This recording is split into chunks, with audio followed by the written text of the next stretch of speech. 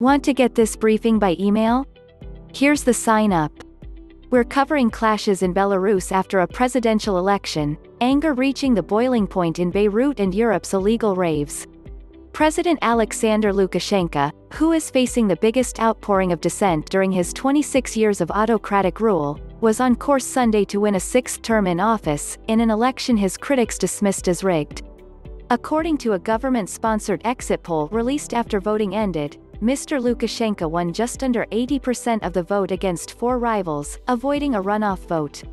Tension escalated on Sunday evening after a police truck rammed into a crowd of protesters blocking a major avenue in Minsk, Belarus's capital, injuring several people. Security forces also used stun grenades and water cannons to break up crowds of opposition supporters. Often called Europe's last dictator, Mr. Lukashenko controls vote counting, a vast security apparatus and a state media machine. But anger is growing over the faltering economy, his bungling of the pandemic and a rift with Russia, a long-standing ally. Details: hundreds of protesters and many journalists have been arrested in recent days, and the main challenger, Svetlana Tikhanovskaya, went into hiding after security agents detained at least 8 members of her campaign staff. Demonstrators and security forces clashed at a protest on Saturday that was fueled by fury over the corruption of elite leaders and that started after the deadly and destructive explosion in Beirut's port last week. By nightfall, protesters had stormed 3 government ministries, a handful of legislators had resigned and the prime minister had called for early elections. It was a sign that the crisis could shake up Lebanon's political system, widely derided as dysfunctional.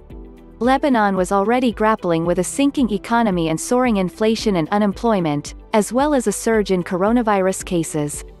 In an effort led by President Emmanuel Macron of France and the United Nations, over 30 international leaders and governments agreed to fast-track support to Lebanon on Sunday. What we know, officials suggested the explosion was caused by the detonation of about 750 tons of ammonium nitrate fertilizer stored in a warehouse at the port.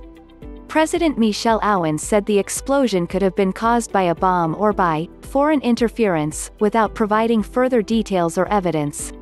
Voices: in 3 ravaged neighborhoods, 1 middle class, 1 poor and 1 upscale, the catastrophe has united everyone in rage against the government. If there is ever a turning point for Lebanon, this will be it, said Rabi Mouawad, a restaurateur. We just got hit by a nuclear bomb. If that doesn't change things, nothing will. 6 months after Britain broke away from the European Union, Prime Minister Boris Johnson is trying to stop the breakaway of restive parts of the UK on Friday. Mr.